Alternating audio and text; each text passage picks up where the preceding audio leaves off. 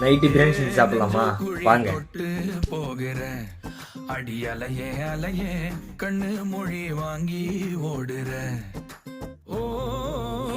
பஞ்சாரத்தை போட்டு மூடுற இந்த மயில மயில பத்த வச்சு நின்னு பாக்குற ஏ வந்தாய மந்தார மலரன நின்னாய நில ஒளி தந்தாய கண்ணால செங்காட்டு பூவ போல உன் கூட சேர்ந்து நான் வாழ நெஞ்சு குழி தொட்டு போகிற அடி அலையே அலையே கண்ணு மொழி வாங்கி ஓடுற